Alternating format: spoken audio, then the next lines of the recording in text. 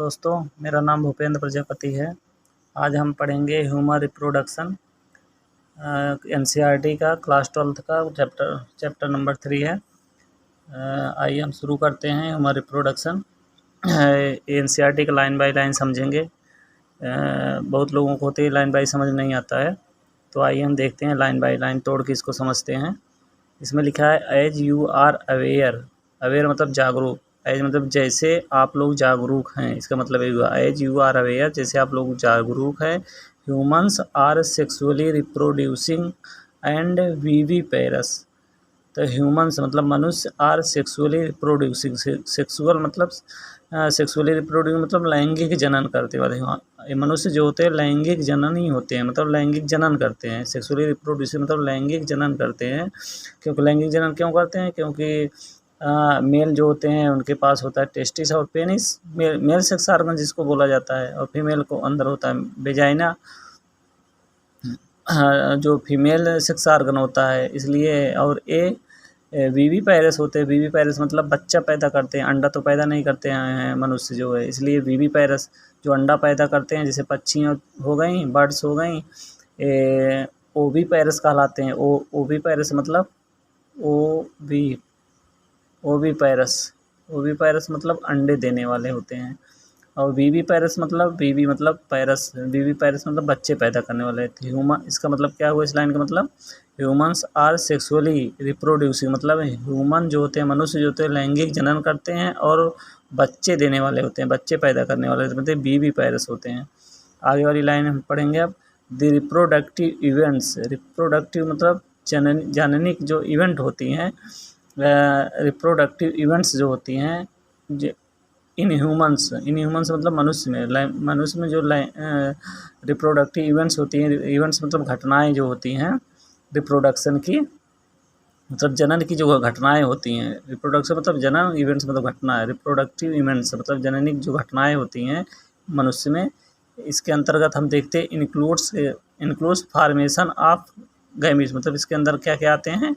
Include मतलब अंतर्गत, formation of gamete मतलब फार्मेशन मतलब बनना, गैमीट मतलब गैमीट दो होते हैं, एक मेल गैमीट जिसको स्पर्म बोला जाता है, और एक फीमेल गैमीट जिसको ओवा बोला जाता है। तो ये गैमीट्स का फार्मेशन मतलब गैमीट का बनना जो है गैमीटोजेनेसिस कहलाता है। ये लाइन बहुत इंपॉर्टेंट है, अंडरलाइन कर लेना। गैमीटोजेनेसिस का मतलब क्या है? गैमीट का बनना। गैमीटोजेनेसिस मतलब गैमीट का बनना। फार्मेशन ऑफ गैमीट को हम गैमीटोजेनेसिस कहते हैं। फॉर्मेशन ऑफ गैमीट को गैमीटोजेनेसिस कहते हैं। और दूसरा क्या है? दूसरा ये बहुत इंपॉर्टेंट है, इंसेमिनेशन, बोलो ना। इंसेमिनेशन मतलब ये देखो आगे लिखा है, स्पर्म इन मेल गैमीट कौन होते हैं? स्पर्म। और ओवम इन फीमेल्स में जो ओवा जो होती है फीमेल गैमीट होती है। और ये वाला लाइन समझिएगा, इंसेमिनेशन का मतलब क्या होता है। गैमीटोजेनेसिस का मतलब समझ गए, फार्मेशन ऑफ गैमीट्स। कोई पूछेगा गैमीटोजेनेसिस का मतलब क्या होता है, तो आपको बोलना है फार्मेशन ऑफ गैमीट, गैमीट का बनना गैमीटोजेनेसिस कहलाता है। दूसरी लाइन ये बहुत इंपॉर्टेंट है, ध्यान देना। इंसेमिनेशन, कोई पूछे इंसेमिनेशन का मतलब क्या होता है? इंसेमिनेशन ट्रांसफ़र ऑफ स्पर्म जो मेल के टेस्टिस में बनता है, वो स्पर्म ट्रांसफ़र मतलब ट्रांसफ़र एक जगह से दूसरी जगह ले जाना। ट्रांसफ़र मतलब एक जगह से दूसरी जगह स्थानांतरित करना। Transfer of sperm into the female genital tract. Genital tract मतलब जो फीमेल जेनाइटल ट्रैक्ट होती है, फीमेल जेनाइटल ट्रैक्ट कौन सी होती है? इसमें देखिएगा, ये फीमेल का यूट्रस है, यूट्रस मतलब गर्भाशय है। ये पूरा ट्रैक मतलब क्या होता है? रास्ता। तो क्या ना, पेनिस के थ्रू इसमें स्पर्म गिराया जाता है, इसमें स्पर्म आता है पेनिस के थ्रू, मेल पेनिस के थ्रू। वेजाइना है, वेजाइना में आता है। इसके बाद स्पर्म ऐसे ऊपर चढ़ता यहाँ पे आता है। इसको बोला जाता है, ये जो ट्यूब है इसको बोला जाता है फैलोपियन ट्यूब। फैलोपियन ट्यूब है ना, ये फैलोपियन ट्यूब में स्पर्म आता है, इधर से ओवा आता है इधर। और यहीं के जो transfer of sperm into vagina मतलब ट्रांसफ़र ऑफ स्पर्म, यहाँ बहुत सारे स्पर्म इसमें आएंगे, इसे स्पर्म बहुत सारे आएंगे इसमें। स्पर्म यहीं का मतलब पेनिस के थ्रू इस वेजाइना में ट्रांसफ़र करना स्पर्म का। Transfer of sperm into vagina को इस इंसेमिनेशन कहलाता है। ये क्या कहला जाता है, हम लोग पेनिस के थ्रू इसमें पहुंचाया जाता है वेजाइना में स्पर्म, इसलिए मतलब transfer of sperm into vagina is called insemination. Insemination का मतलब समझ में आ गया। देखो दोस्तों, इंसेमिनेशन ये लाइन समझना बहुत। Transfer of sperm into the female genital tract. Genital मतलब ट्रैक्ट, मतलब जेनाइटल ट्रैक्ट, जेनाइटल ट्रैक्ट यही है इसका, जेनाइटल ट्रैक्ट यही है पूरा सब मतलब इसका रास्ता जो है, ट्रैक मतलब क्या होता है, रास्ता होता है ना, जननी का रास्ता सब। ये तब इंसेमिनेशन मतलब समझ में आ गया बच्चों। क्या हुआ, transfer of sperm into the female genital tract, ठीक है। तो वो क्या कहलाता है, insemination. And fusion of male and female gamete. Fusion का मतलब कहता है मिलना, फ्यूजन मतलब मिलना, आपस में फ्यूज होना। क्या क्या फ्यूज होना, male and female gamete. Male gamete क्या कहते हैं, स्पर्म। याद किए रहना, मतलब मेल गैमीट का मतलब क्या होता है, स्पर्म। फीमेल गैमीट का मतलब क्या होता है, ओवा। दोनों का आपस में फ्यूजन मतलब मिलन, गले लगना, जो आपस में फ्यूज होते हैं, मिलते हैं, तो उस प्रोसेस को हम क्या बोलते हैं, फर्टिलाइजेशन। जैसे यहाँ से स्पर्म हम छोड़े थे, यहाँ स्पर्म आया था, ऐसे ऐसे स्पर्म आएगा यहाँ फैलोपियन ट्यूब में। इधर ये ओवा है, फीमेल के अंदर ओवा होता है, ओवा जब निकलता है, निकल के आता है ओवा यहाँ पे ओवा आता है। मान लो ये ओवा हो गया, ये स्पर्म हो गया, दोनों के ये आपस में यहाँ मिलते हैं। जब यहाँ मिलते हैं, आपस में जुड़ जाते हैं, तो यही आपस में जुड़ के फ्यूज हो जाते हैं। जब फ्यूज हो जाते हैं तो जाइगोट बन जाता है। तो यही फ्यूजन दोनों का, मेल और फीमेल गैमीट का फ्यूजन को हम कहते हैं, क्या बोलते हैं इसको, ये बोलते हैं इसको, देखिएगा, फर्टिलाइजेशन।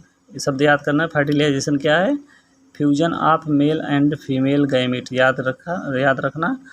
फर्टिलाइजेशन कोई पूछे क्या है, आपस मेल गैमीट स्पर्म और फीमेल गैमीट ओवा का आपस में मिलना फर्टिलाइजेशन कहलाता है। बस समझ में आ गया एकदम। और leading to formation of zygote. और जब दोनों आपस मिल जाते हैं तो क्या बनता है, फार्मेशन मतलब बनता है, क्या बनता है, जाइगोट बनता है। दोनों का आपस, जब मेल और फीमेल गैमीट का फर्टिलाइजेशन होता है, जब मेल और फीमेल गैमीट का फर्टिलाइजेशन होता है, फर्टिलाइजेशन का मतलब जब आपस में मिलते हैं, आपस में फ्यूज होते हैं, तो हम जाइगोट बनता है। बहुत इंपॉर्टेंट चीज़ है। जाइगोट कैसे बनता है, मेल गैमीट और फीमेल गैमीट के मिलने से, मतलब फ्यूजन से। चाहे कहो स्पर्म और ओवा के फ्यूजन से, स्पर्म और ओवा के मिलने से या फ्यूजन से हम जाइगोट बनता है। बात इतना समझ में आ गई। और पहले क्या हुआ, गैमीटोजेनेसिस हुआ, मतलब स्पर्म और ओवा का फॉर्मेशन, बनना, स्पर्म और ओवा का बनना गैमीटोजेनेसिस कहलाया। जब दोनों बन गया तो इंसेमिनेशन हुआ। इंसेमिनेशन मतलब ट्रांसफ़र ऑफ ओवा into the female genital tract, insemination कहलाया। और जब फ्यूजन हुआ दोनों मेल गैमीट और फीमेल गैमीट का, तो फर्टिलाइजेशन कहलाया। और इसके बाद क्या हुआ, फर्टिलाइजेशन के बाद जाइगोट बना, ठीक है। अब जाइगोट क्या करेगा, ये जाइगोट का भी इधर देखना, इसमें फिगर में, यहाँ दोनों मिले थे, मेल गैमीट और फीमेल गैमीट यहाँ मिले थे, ये फैलोपियन ट्यूब बोला जाता है, फैलोपियन ट्यूब मिले थे। तब यहाँ जाइगोट धीरे धीरे इसे आता है, यहाँ पे आता है, ये गर्भाशय, पूरा ये गर्भाशय। तब इसी में जाके अटैच होता है, इसे ये जाता है ये जो दीवार है, क्या नाम है, इसे एंडोमेट्रियम बोला जाता है। इसमें जाके जो देखो लिखा है एंडोमेट्रियम, इस एंडोमेट्रियम में जाके अटैच होती है। ये जब धीरे धीरे जो है, जो जाइगोट बना, धीरे धीरे ग्रोथ करती रहती है, नहीं बड़ी होती रहती है। बड़ी हो करके यहाँ पहुँचते ब्लास्टोसिस्ट में कन्वर्ट हो जाती है। जो और बड़ी हो जाती है इसको ब्लास्टोसिस्ट बोला जाता है। ये ब्लास्टोसिस्ट जो होते हैं यहाँ अटैच हो जाती है, मतलब इम्प्लांट हो जाती है। अटैचमेंट हो जाती है मतलब इम्प्लांट हो गई, यहाँ पे आके इम्प्लांट हो गई, तब यहीं बेबी जो है बड़ा होना शुरू होता है। बच्चा बड़ा होता है, बड़ा होता जाता है। तो इतना बात समझ में आ गई। इसके बाद हम क्या बोलते हैं, इम्प्लांटेशन। इम्प्लांटेशन समझ में आ गया, बहुत इंपॉर्टेंट चीज़ है। इम्प्लांटेशन का मतलब क्या हुआ, क्या नाम है, फार्मेशन, यहाँ formation development of blastocyst and its attachment to the uterine wall. मतलब ये क्या था, यहाँ बना था जाइगोट, जाइगोट का डेवलपमेंट होगा, डेवलपमेंट मतलब ग्रोथ करेगा और बड़ा होगा इसका और विकसित होगा। डेवलपमेंट मतलब विकसित होगा। धीरे धीरे जब ये विकसित होते और ब्लास्टोसिस्ट में कन्वर्ट हो जाता है तो इसे इम्प्लांट हो जाता है। यहाँ ब्लास्टोसिस्ट का ये यूटेराइन वाल यानी गर्भाशय की दीवार है ना, गर्भाशय की दीवार का मतलब यूटेराइन वाल, ये यूटेराइन वाल बोला जाएगा। गर्भाशय की दीवार मतलब यूटेराइन वाल मतलब क्या होता है, दीवार होता है ना, यूटेराइन वाल। ये आता है, ये क्या बोला, इसका नाम क्या है, यहाँ पे जब यहाँ पहुँचता है इसका नाम क्या हो जाता है, जाइगोट का, ब्लास्टोसिस्ट। ब्लास्टोसिस्ट का इस यूटेराइन वाल में जुड़ना यानी इम्प्लांट होना क्या बोला जाता है, इम्प्लांटेशन बोला जाता है। बात इतना समझ में आया। जब इम्प्लांटेशन हो जाता है तब इसका क्या बोला जाता है, तो फिर इम्प्लांट होने के बाद उसका यहाँ डेवलपमेंट होगा, तब धीरे धीरे एम्ब्रियो बन जाएगा। एम्ब्रियो किसका और विकसित होगा। इसमें विकसित होना, इसी का जेस्टेशन पीरियड बोला जाता है। क्या बोला जाता है इसमें, देखो जेस्टेशन लिखा है। इम्प्लांटेशन के बाद एम्ब्रियोनिक डेवलपमेंट होता है। एम्ब्रियोनिक डेवलपमेंट मतलब एम्ब्रियो का विकसित होना। एम्ब्रियो मतलब क्या होता है, भ्रूण होता है हिंदी में, भ्रूण का विकसित होना, एम्ब्रियोनिक डेवलपमेंट। ये भ्रूण का विकसित होना क्या बोला जाता है, जेस्टेशन बोला जाता है, याद रखना। जेस्टेशन क्या है, एम्ब्रियो का डेवलपमेंट। यहाँ जब इम्प्लांटेशन हो जाता है ब्लास्टोसिस्ट का, तब जब धीरे धीरे और बड़ा होता है तब एम्ब्रियो बन जाता है, भ्रूण बन जाता है। और ये भ्रूण का विकसित होना धीरे धीरे विकसित होता है तो ये क्या, जेस्टेशन बोला जाता है इसको। एम्ब्रियोनिक डेवलपमेंट या जेस्टेशन हो जाता है। जेस्टेशन वही मतलब होता है कि जब 9 महीने तक जेस्टेशन पीरियड होता है, 9 महीने तक बच्चा इसमें पलता रहता है ना, विकसित होता रहता है, तो जेस्टेशन पीरियड वही 9 महीने का बोला जाता है। 9 महीने के बाद बच्चा डिलीवर हो जाता है। डिलीवर होने जाने का, ऐसे डिलीवर हो जाता है, बाहर आ जाता है बच्चा, तो इस डिलीवर होने को पार्चुरेशन बोला जाता है। क्या बोला जाता है, पार्चुरेशन। मतलब delivery of the baby is called parturition. बात समझ में आ गई। पार्चुरेशन का मतलब क्या हुआ, जो इतना समझ में आ गया। एनसीईआरटी तोड़ के लाइन बता रहा हूँ।